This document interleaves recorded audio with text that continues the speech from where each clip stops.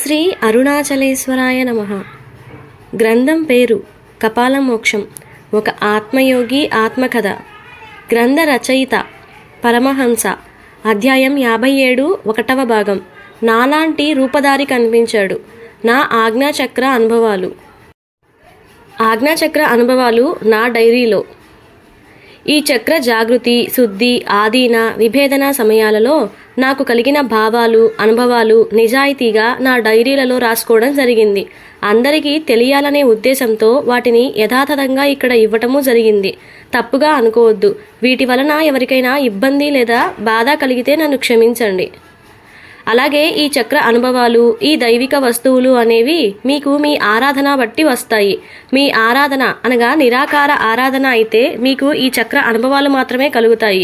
అదే మీది విగ్రహారాధన అయితే ఈ చక్ర అనుభవాలతో పాటుగా ఈ చక్ర దైవిక వస్తువులు వస్తాయి. లేదా ఈ వస్తువులున్న క్షేత్ర దర్శనాలైనా కలుగుతాయని గ్రహించండి. కానీ తప్పనిసరిగా ఈ చక్ర అనుభవంతో పాటుగా ఈ చక్ర దైవిక వస్తువు ఏదో ఒకటి తప్పనిసరిగా సాధకుడు పొందవలసి ఉంటుంది. ఈ చక్ర అనుభవాలు అలాగే ఈ చక్ర దైవిక వస్తువులు అనేవి మీ గత జన్మ సాధనను బట్టి ఈ చక్ర జాగృతి, శుద్ధి, ఆధీన, విభేదనకి సంబంధించి ఆయా సాధనా స్థితిని బట్టి వస్తాయని గ్రహించండి. డిసెంబర్ 6 ఈ రోజు నుంచి ఆజ్ఞాచక్ర ధ్యానం చేయటం ఆరంభించాను. నా దృష్టి అంతా భృకుటి స్థానం మధ్యలో ఉంచి ధ్యానం చేయమని నా గురుదేవుడు చెప్పినారు. డిసెంబర్ 12 అనుకున్నంతగా నేను ధ్యానం చేయడం లేదని, నాకు సరి అయిన ఏకాగ్రత కోసం నా నాసికాగ్రం మీద దృష్టి ధ్యానం చేయమని మా గురుదేవులు చెప్పారు. డిసెంబర్ 18 ఆయనేమో నాసికాగ్రం మీద ధ్యానం చేయమంటే నేను నాసికా రంధ్రాల ఉన్న చోట దృష్టి పెడుతున్నానని, అది తప్పు అని, నాసికాగ్రం అంటే ముక్కు మొదలు అయిన భృకుటి స్థానం అని మా గురుదేవులు చెప్పేదాకా నాకు తెలియరాలేదు. డిసెంబర్ 25 ఈ రోజు ఉన్నట్టుండి నాకు విపరీతమైన కామోద్రేకం కలిగింది. కారణం తెలియరాలేదు. ఈ రోజంతా ప్రతి చిన్న విషయానికి నా మర్మాంగం ఉద్రేకం చెంది ఇబ్బంది పడుతూనే ఉంది. డిసెంబర్ 27 మూలాధార చక్రంలో ఎలా అయితే అధిక కామోద్రేకాలు కలిగినాయో అలాంటివి కలుగుతున్నాయని నాకు అనిపిస్తుంది. నా సాధన ముందుకు వెళ్తుందా, కిందకు వెళ్తుందా, ఎవరికెరుక. డిసెంబర్ 28 ఈరోజు నాకు అంగుళం ఉన్న వెండి శివలింగం వచ్చింది. ఏ మాయా పరీక్షలు పెట్టడానికి వచ్చిందో ఎవరికెరుక. జనవరి 1 ఈరోజు ధ్యానమునందు నగ్నంగా ఉన్న కాంతి శరీర దేవతలు కనిపించి నన్ను కవ్వించడం మొదలుపెట్టినారు. జనవరి 10 నా బొంద, నా బూడిద, ఈ నగ్న దేవతలు కనిపించటం, కవ్వించటం ఆపటం లేదు. ఏం చేయాలరా బాబు వీటిని ఆపటానికి.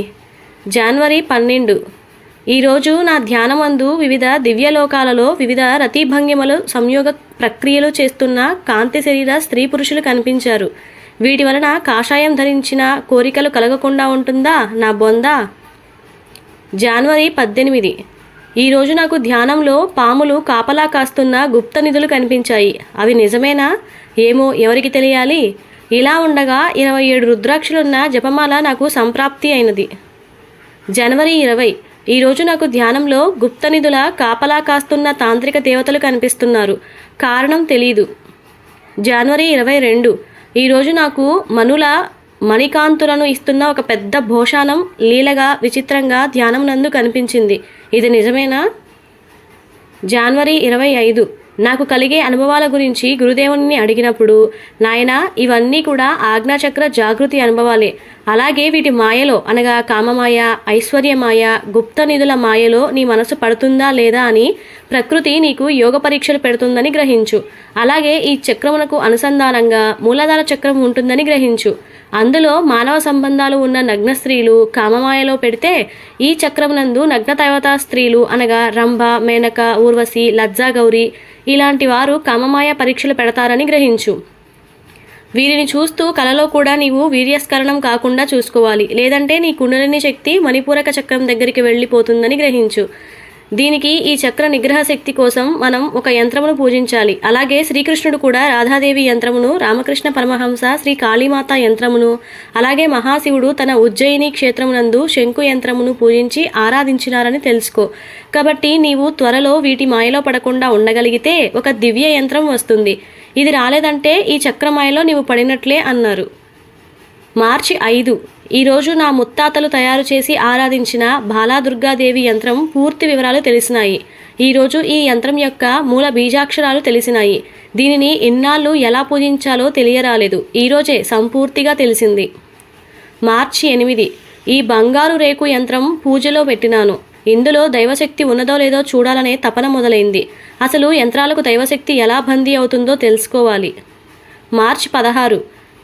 ఈరోజు రాత్రి మేడ మీదకి వెళ్ళి పడుకోగానే ఉగ్రస్వరూపంగా నా గుండెల మీద త్రిశూలంతో పొడుస్తున్న ఒక దివ్య దేవతా స్వరూపం కనపడింది. నాకు ఆశ్చర్యం వేసింది. ఈరోజే ఈ దుర్గాయంత్రం మెరుగుపట్టడానికి బయటకి తీసుకువెళ్ళటం జరిగింది. మార్చి 18.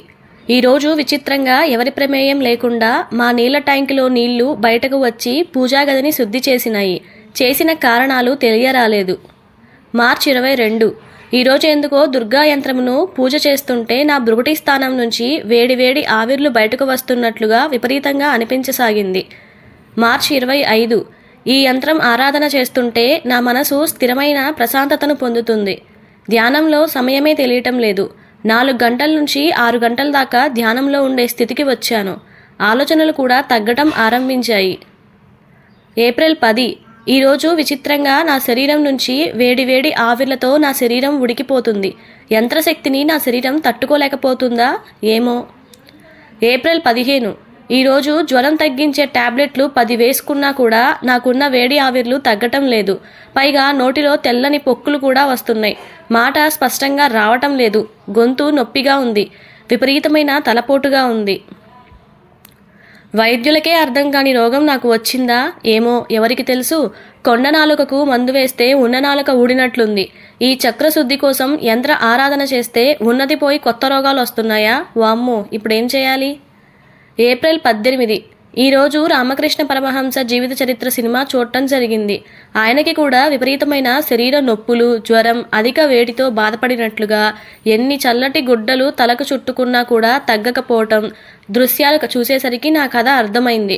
కాకపోతే ఈ నొప్పులు తగ్గించడానికి ఆయనకి బ్రాహ్మణ భైరవి అనే ఒక తాంత్రిక స్త్రీ గురువు వచ్చి ఆయనకి గంధం పూసి ఒక పూలమాల వేసేసరికి ఆయనకి నొప్పులు తగ్గటం ప్రారంభించినట్లుగా చూపించడం జరిగింది. అంటే నాకు తాంత్రిక స్త్రీమూర్తి వచ్చేదాకా ఈ నొప్పులు తగ్గవా ఏమో, గురుదేవుణ్ణి అడగాలి. ఏప్రిల్ 20. ఈరోజు నాకున్న శరీరం ఈతి బాధల గురించి మా గురుదేవులకు చెప్పేసరికి, నాయనా, ఈ శరీర నొప్పులు ప్రారంభమైతే నీకు శుద్ధి ఆరంభమైనట్టే. గత జన్మలో నీవు చేసిన పాపకర్మల వలన ఈ ఈతి బాధలు కలుగుతాయి. వీటి నివారణ కోసం శరీరానికి విభూది లేదా గంధం బాగా పట్టించాలి. మల్లెపూలు వాడాలి లేదా సుగంధ పువ్వుల మాల వేసుకోవాలి. పంచలోహ నిర్మిత కడియం వేసుకోవాలి. స్వచ్ఛమైన స్ఫటిక మాలలు ధరించాలి. అప్పుడే ఈ ప్రకృతిలోని పంచభూత శక్తులు నీ మీద ప్రభావం చూపటం తగ్గిస్తాయి. వీటి ఆధీనం కోసం, వీటి ప్రభావం నీ మీద ఉండకుండా ఉండటానికి నీవు 4 ఉపచక్రాలు అయిన గుణ, కర్మ, కాల, బ్రహ్మచక్రాల సాధనను తాంత్రిక విధానంలో చేయాల్సి ఉంటుంది. దీనికి తాంత్రిక స్త్రీమూర్తిని ఒక గురువుగా ప్రకృతి ఏర్పాటు చేస్తుంది. ఈమెకి నీవు యోని పూజ చేస్తే ఆమె కామమాయ దాటితే ఉపచక్రాలు ఆధీనమై ఈ ప్రకృతి మాత సాక్షాత్కారమవుతుంది. ఆపై ఒక సద్గురువు దర్శనం పొందాల్సి ఉంటుంది. ఇది ఎందుకు ఏమిటి అనేది ఆ స్త్రీ వచ్చినప్పుడు నీకు చెప్తాను. అప్పటిదాకా విభూది పూసుకో అని చెప్పినారు. మందులకు తగ్గని రోగం విభూది రాసుకుంటే తగ్గుతుందా నా బొందా? ఏప్రిల్ 21. మా గురుదేవులు చెప్పినట్లుగా ఒంటి నిండా విభూది రాస్తున్నాను. గుణం కనిపిస్తుంది. వేడి ఆవిర్లు తగ్గుతున్నాయి. నాకు ఉపశమనం కలుగుతుంది. నాగసాధువులలాగా, అఘోరాలాగా విభూతి పూసుకున్నాను. ఏప్రిల్ 25. ఈరోజు నాకు విచిత్రంగా కాశీక్షేత్రం నుంచి శుద్ధ స్ఫటికమాల, డమరుకం, ఒక నల్లని పాము బొమ్మ వచ్చినాయి. ఆశ్చర్యం అనిపించింది. స్ఫటికమాల వేసుకోగానే వీటి చల్లదనానికి నా శరీరం చల్లబడింది. కానీ ఇవి వేడెక్కడం ఆరంభించాయి. ఈ వేడికి ఇవి పగిలిపోతాయేమో అనిపించింది. ఏప్రిల్ 28. ఈరోజు నాకు ధ్యానం నందు ఉండగా నోటి నుంచి పులిగాండ్రింపు శబ్దం రావటం గమనించాను. విచిత్రంగా అనిపించింది. మే 2. ఈరోజు కూడా నాకు నోటి నుంచి జంతువుల అరుపులు వచ్చినాయి. ఎందుకో. మే 10. ఈరోజు కూడా నాకు నోటి నుండి జంతువుల అరుపులు వచ్చాయి. ఈ శబ్దాలకి నాకు ధ్యానం భంగం అవుతోంది. ఈ మధ్య తరచుగా నా నోటి నుంచి జంతువుల అరుపులు వస్తున్నాయి. కారణం తెలియరాలేదు. మే 18. ఈ జంతువుల అరుపులకి నా చుట్టూ ఉన్నవాళ్ళు భయపడుతున్నారు. అచ్చంగా వాటిలాగానే నేను అరుస్తున్నానని నాకు చెబుతుంటే నాకు సిగ్గు, భయం కలుగుతున్నాయి. మే 20. ఈరోజు మా గురుదేవుణ్ణి కలిసి నా నోటి నుంచి వచ్చే జంతువుల అరుపుల గురించి అడగగా అవియు నా గత జన్మ సంస్కారాలని, ఆయా జన్మలు అంతరించిపోయేటప్పుడు ఇలాంటి శబ్దాల రూపంలో వస్తాయని, వాటి గురించి కంగారు పడవద్దు అని చెప్పినారు. మే 25. జంతువుల అరుపులు ఆగటం లేదు, నా ధ్యానం ఆగటం లేదు, విచిత్రంగా ఉంది. మే 28. దుర్గా యంత్ర ఆరాధన చేస్తున్నాను. ఎందుకో ఈరోజు ఈమెకు ముత్తైదువ వస్తువులు సమర్పించడం జరిగింది. మే 30. ఈ మధ్య తరచుగా తలపోటు విపరీతంగా వస్తోంది. ఒకవేళ మైగ్రేన్ నొప్పి కాదు కదా, వామ్మో ఏం చేయాలి? జూన్ 5. ఈరోజు కారణం లేకుండా బాగా మానసికంగా శారీరకంగా అలసిపోయినట్టుగా అనిపిస్తుంది. జూన్ 8. ఈరోజు అన్ని విషయాల యందు ఏకాగ్రతను కోల్పోతున్నాను. నా మనసు దేని యందు నిలబడలేకపోతుంది, కారణమో తెలియదు. జూన్ 10. ఈ మధ్య నాకు అన్నింటి యందు సందేహాలు, అనుమానాలు, అవమానాలు కలుగుతున్నాయి. జూన్ 15. ఈ మధ్య ప్రతిదానికి నిరాశ నిస్పృహలకు గురవుతున్నాను. ప్రతి చిన్న సమస్యను కూడా పరిష్కరించలేకపోతున్నాను. కొంపతీసి ఈ దుర్గా యంత్ర శక్తి నా జీవశక్తిని లాక్కుంటుందా? ఎవరికి తెలుసు. జూన్ 18. ఈరోజు నా గురుదేవుణ్ణి నాకున్న సమస్యల గురించి అడిగితే దానికి ఆయన వెంటనే ఇవన్నీ కూడా ఈ చక్రం బలహీనపడినప్పుడు వచ్చే స్థితులని, ఈ చక్రం బలం కోసం తరచుగా పులిహోర అన్నం తినమని, అలాగే జ్ఞానముద్ర, ప్రాణముద్ర, అంజలి ముద్ర, అగోచరి ముద్ర అనే హస్తముద్రలు వేయటం అభ్యాసం చేయమని చెప్పడం జరిగింది. జూన్ 30. ఈ ముద్రలు వేయటం వల్ల నాకున్న మానసిక సమస్యలు తగ్గుతున్నాయి, ఏకాగ్రత పెరిగింది, ఆందోళన తగ్గింది, ఆలోచించే స్థితి పెరిగింది. జూలై 5. నాకు జాతక సమస్యల కోసం పరిచయమైన ఒక స్త్రీమూర్తి నా తాంత్రిక స్త్రీ గురువు అని నా గురుదేవుడు చెప్పినాడు. కాకపోతే ఆమెకి గతం గుర్తులేదని చెప్పడం జరిగింది. ఆగస్టు 15. ఈరోజు నాకు ధ్యానంలో విచిత్రంగా నేను పూజించే దుర్గా యంత్రం కనిపించింది. అందులో నుంచి ఒక 3.5 సంవత్సరాల ఒక బాలికా రూపంలో బయటకు వచ్చి నా తొడ మీద కూర్చున్నట్లుగా కనిపించింది. కాకపోతే ఎవరో నా తొడ మీద కూర్చుని ఉన్నట్లుగా అనిపించింది. ఏదో తెలియని అనుభూతి కలిగింది.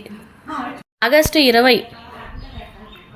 ఈరోజు నాకు ధ్యానంలో ఎరుపు జాకెట్టు, పసుపు రంగు లంగా వేసుకున్న 8 సంవత్సరముల బాలిక రూపంలో నవ్వుతూ నా దగ్గరకు వచ్చినట్లుగా అనిపించింది. ఇది నిజమా లేదా కలలాంటి అనుభవమా? నాకైతే అర్థం కాలేదు. సెప్టెంబర్ 10. ఈరోజు దుర్గాష్టమి. దుర్గా యంత్రం పూజ చేస్తున్నాను. పైగా దేవీ నవరాత్రుల దీక్షలో ఉన్నాను.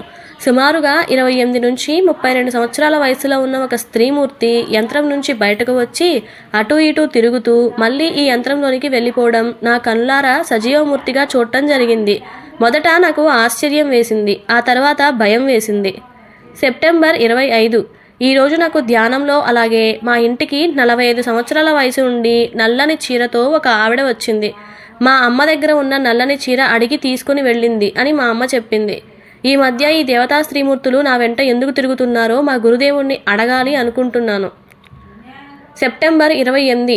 నాకు కలిగే స్త్రీమూర్తి దేవతా అనుభవాల గురించి చెప్పినప్పుడు ఆయన పెద్దగా నవ్వి, నాయన, ప్రకృతి మాత అయిన బాలా త్రిపుర సుందరీదేవి స్వరూపాలు నీవు చూసిన 3 సంవత్సరముల బాలిక బాల, 28 సంవత్సరాల వయసున్న ఆవిడ త్రిపుర, 45 సంవత్సరములు సుందరి, 80 సంవత్సరములు దేవి రూపాలు అని చెప్పడం జరిగింది.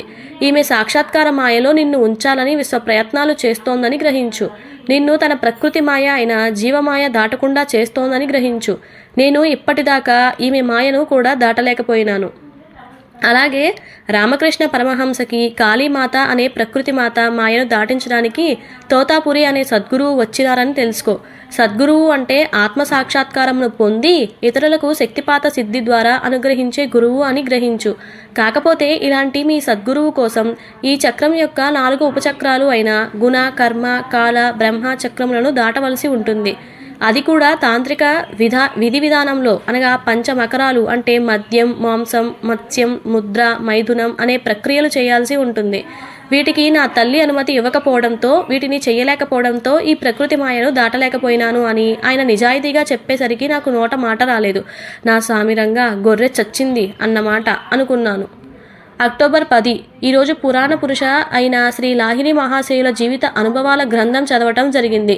ఈ 4 ఉపచక్రాల కోసం తాంత్రిక విధానమే కాకుండా దక్షిణాచారంలో కూడా విధి విధానాలు ఉన్నాయని చెప్పడం జరిగింది.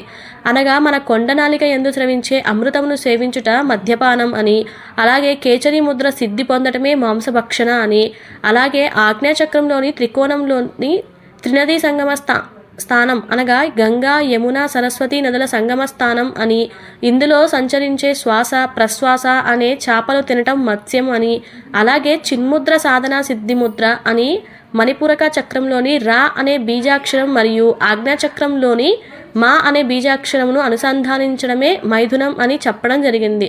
ఈ విధంగా దక్షిణాచారంలో సాధన చేసి ఈ 4 ఉపచక్రాలను దాటవచ్చునని చెప్పడం జరిగింది. అక్టోబర్ 15. కానీ నాకున్న దుర్గాదేవి దైవ సాక్షాత్కార మహామాయ దాటలేకపోతున్నాను. ఏం చేయాలో అర్థం కావటం లేదు. నా గురుదేవుడికి తనకు అంత శక్తి లేదని చెప్పినారు. ఇప్పుడు ఏం చేయాలో, ఎలా చేయాలో, ఎలా దాటాలో. అక్టోబర్ 18. ఈరోజు నాకు కుడి చెవి నుంచి ఏదో నాదం లీలగా వినపడుతోంది. కానీ అది అర్థం కావటం లేదు. కానీ వినాలని నా మనసు తాపత్రయపడుతోంది. అక్టోబర్ 28. ఈరోజు నా కుడి చెవి నుంచి చాలా స్పష్టంగా ఓంకారనాదం వినపడసాగింది. ఆశ్చర్యం వేసింది, ఆనందము వేసింది. నవంబర్ 10. ఈరోజు నా భృకుటి స్థానం నందు ఏదో మిలమిలా మెరుస్తూ ఒక ధృవతార కనపడింది. బొట్టు ఉండవలసిన స్థానం నందు నక్షత్రం ఉండడం ఏంటో నాకైతే అర్థం కాలేదు. నవంబర్ 22. ఈరోజు నాకు కనిపిస్తున్న ధృవతార కాస్త పెద్దదవుతూ కోడిగుడ్డు ఆకారం అంత పరిమాణంలో కనపడింది. నాకు ఆశ్చర్యం వేసేసరికి నాకు ధ్యానభంగమైంది. నవంబర్ 23. ఈరోజు నాకు ముదురు వంకాయ రంగులో ఓం మధ్య బీజాక్షరంగా ఉన్న 2 దళాలు ఉన్న పద్మం లీలగా కనిపించసాగింది. నవంబర్ 25. ఈరోజు అర్ధరాత్రి నా శరీరం నుంచి నాలాంటి రూపధారి తెల్లని శరీరం బయటకు వచ్చి తిరిగి ఆ తర్వాత నా శరీరంలోనికి ప్రవేశించడం నా భౌతిక నేత్రముల ద్వారా చూడటం జరిగింది. ఆశ్చర్యము భయము వేసింది. నవంబర్ 28. పుస్తకాలు చదివితే అది సూక్ష్మ శరీరం అని తెలిసింది. అది ఎవరో ఏంటో తెలుసుకునే అదే ఆత్మ సాక్షాత్కారం అవుతుందని గ్రహించాను. కాకపోతే దీనికి సద్గురు అనుగ్రహం ఉండాలని, అలాగే దైవ సాక్షాత్కార మాయలను దాటాలని చెప్పటం జరిగింది. డిసెంబర్ 5. నా చుట్టూ అలాగే నా ఇంటి చుట్టూ దైవశక్తి తిరుగుతుందని నా చుట్టూ ఉన్నవారు గ్రహించడం మొదలుపెట్టినారు. దీనిని ఇంతటితో ఆపకపోతే నన్ను ఒక దైవభక్తుడిగా చేసి పూజలు చేయడం చేస్తారు. డిసెంబర్ 12. ఈరోజు నా తాంత్రిక స్త్రీ గురువుతో మాట్లాడడం జరిగింది. ఆమె సహాయ సహకారాలతో దక్షిణాచారంలో నా 4 ఉపచక్రాలు అయిన గుణ, కర్మ, కాళ, బ్రహ్మ చక్రాలను దాటాలని నిశ్చయించుకున్నాను. గమనిక: ఈ 4 ఉపచక్రాలు జాగృతికి, శుద్ధికి మాకు 4 సంవత్సరాలకు పైగా పట్టిందని గ్రహించండి. ఫిబ్రవరి 10. ఇంతటితో నా 4 ఉపచక్రాలు గుణ, కర్మ, కాళ, బ్రహ్మచక్రాలు జాగృతి, శుద్ధి అయినాయి. ఫిబ్రవరి 29. ఎన్ని చేసినా కూడా నాకు కలిగే దుర్గాదేవి సాక్షాత్కారం ఆయను దాటలేకపోయినాను. ఆమె నన్ను వదలటం లేదు. ఏవో సిద్ధులు శక్తులు ఇస్తానని గోల చేస్తోంది. యంత్ర ఆరాధన ఆపివేసినా కూడా ఈమె కనపడటం మానలేదు. నేను కూడా మా గురుదేవుళ్లాగా ఈ దైవ సాక్షాత్కారం ఆయను దాటలేనా? ప్రకృతిని దాటలేనా? మార్చి 10. ఈరోజు ధ్యానం అంతా కూడా గుణచక్రం మీద పెట్టినాను. ఈ చక్ర దైవమైన శ్రీ దత్త దర్శనం పొందటం జరిగింది. ఇదే సమయంలో దుర్గాదేవి కాస్త బాలారూపంలో 3 సంవత్సరముల పాపగా కనిపించి కవ్వించడం మొదలుపెట్టింది. మార్చి 27. ఈరోజు ధ్యానం అంతా కూడా కర్మచక్రం మీద పెట్టినాను. ఈ చక్రం దైవం అయిన శ్రీరామ దర్శనం అయింది. ఇదే సమయంలో దుర్గాదేవి మంచి సౌందర్య యవ్వనవతిగా నగ్నముగా లజ్జా గౌరీగా దర్శనం ఇచ్చింది. కవ్వించడం మొదలుపెట్టింది. నవ్వి ఊరుకున్నాను. ఏప్రిల్ 10. ఈరోజు ధ్యానం అంతా కాలచక్రం మీద పెట్టినాను. ఈ చక్ర దైవమైన కాలభైరవ స్వరూప దర్శనం అయింది. ఆ తర్వాత దుర్గాదేవి 45 సంవత్సరాలు ఉండి సుందరీ రూపంలో తన స్తనాలు నగ్నంగా చూపుతూ కనపడింది. నవ్వేసి ఊరుకున్నాను. ఆ తర్వాత ఈ మధ్య నేను పెంచుకొని చనిపోయిన షాడో కుక్క కనిపించి పైగా పునర్జన్మతో మా ఇంటికి వచ్చినట్లుగా అనిపించింది. ఏప్రిల్ 25. ఈరోజు అంతా కూడా నా ధ్యానం బ్రహ్మచక్రం మీద పెట్టినాను. విచిత్రంగా ఏకపాదుడు అనే రూపం కనిపించింది. ఆపై దుర్గాదేవి 80 సంవత్సరాల వృద్ధ శ్రీమూర్తిగా ముదురు ఆకుపచ్చ రంగు చీరలో కనిపించి దీవించి శూన్యం నందు అదృశ్యమైంది. ఆయా చక్రదేవతలు చివరికి శూన్యం నందు లీనం అవడం కూడా జరిగింది. మే 10. ఈరోజు నాకు కలలో భవిష్యవాణి సూచనగా అనుభవాలు కలిగాయి. ఇవి నిజమేనా అన్నట్లు చనిపోయిన నా కుక్క పునర్జన్మ యొక్క కుక్క రూపం లీలగా కనిపించింది. మే 13. నాకు కలలో కనిపించిన భవిష్య అనుభవాలు నిజమేనని తెలుస్తోంది. వామ్మో, ఇదేమిటి? ఈరోజు నాకు ధ్యానంలో కనిపిస్తున్న కుక్క ఎలలో నాకు కనపడి మా ఇంటికి తీసుకుని రావడం అయింది. మే 18 నాకు జరగబోయే భవిష్యత్ దృశ్యాలు కలలో ధ్యానంలో కనబడుట ఆరంభమయ్యాయి. అవి నిజమవుతూ వస్తున్నాయి. వామ్మో, ఇదే త్రికాల జ్ఞాన సిద్ధి కాబోలు. మే 20 దీనికి సంబంధించిన పుస్తకాలు చదివితే ఇదియే త్రికాల జ్ఞాన సిద్ధి అని, మనం త్రినేత్రం యందు జరగబోయే భవిష్యత్తు దృశ్యాలు లీలగా కనపడతాయని, వీటిని చూస్తూనే మన పోతులూరి వీరబ్రహ్మేంద్ర స్వామి వారు కాలజ్ఞానం రాసినారు అని తెలుసుకున్నాను. అంటే ఈ చక్రంలో ఉండే త్రినేత్రం తెరుచుకుంది కాబట్టి నాకు దైవ సాక్షాత్కార దర్శనాలు తెలిసినాయి అని నాకు అర్థమైంది. జూన్ 10 నిజ సద్గురువు కోసం నాలో తపన మొదలైంది. దైవ సాక్షాత్కారం దాటించాలి. నా మనస్సును కాస్త ఆత్మయందు లీనమైనట్లు చేయాలంటే సద్గురువు దర్శనం కావాలి అని తెలిసింది. ఆగస్టు 5 ఈరోజు నేను నా కుటుంబ సభ్యులతో కలిసి కాశీయాత్రకు మొట్టమొదటిసారిగా దర్శించుకోవడానికి బయలుదేరాను. ఆగస్టు 6 ఈరోజు కాశీలో నేను మానస సరోవరం ఘాట్ నందు ధ్యానం చేస్తూ ఉండగా నా మనోనేత్రం నందు ఎవరివో పెద్ద పాదాల దర్శనం అయింది. ఇది ఎవరివో అర్థం కాలేదు. ఆగస్టు 7 ఈరోజు ఈ పాదాలు ఉన్న వ్యక్తి మోకాళ్ల వరకు దర్శనమిచ్చి ఏదో గుడికి వెళ్తున్నట్లుగా ధ్యానంలో కనిపించింది. ఇదే రోజు మేము కాశీ విశ్వనాథ శివలింగ దర్శనం చేసుకోవటం జరిగింది. ఆగస్టు 8 ఈరోజు అనేక తలలు ఉన్న ఒక పాము ఒక నల్లటి శివలింగమూర్తిని నీటిలో ఉంచి తన చుట్టూ మధ్యలో ఉంచినట్లుగా ధ్యాన దర్శనం అయింది. ఈ లింగం నిజమైన విశ్వనాథలింగం అని ఎవరికి తెలుసు? ఆగస్టు 10 ఈరోజు ఈ పెద్ద పాదాలు ఉన్న వ్యక్తి ఏదో మెట్లెక్కి పైకి వెళ్తున్నట్లుగా దర్శనమైంది. ఎక్కడివో ఈ మెట్లు, ఈ ఘాట్ ఏమిటో నాకు తెలియరాలేదు. ఆగస్టు 11 ఈరోజు గయా యాత్ర చేయడం జరిగింది. బుద్ధగయలో బుద్ధుడు జ్ఞానం పొందిన బోధివృక్షం చూడటం జరిగింది. అలాగే అక్కడ జప ధ్యానాలు చేస్తున్న లామాలు కనిపించారు. విచిత్రంగా అందరూ చూస్తూ ఉండగా ఈ రావి చెట్టు నుంచి ఒక ఆకు నా నెత్తి మీద పడింది. అక్కడున్న లామాలు ఈ ఆకును పవిత్రంగా తాకుతూ బుద్ధ భగవాన్ అనుగ్రహం మీకు కలిగింది అంటూ నన్ను దీవించారు. నాకు ఆశ్చర్యం, ఆనందం వేసింది. ఆ రావి ఆకు అక్కడి నుంచి తెచ్చుకోవడము జరిగింది.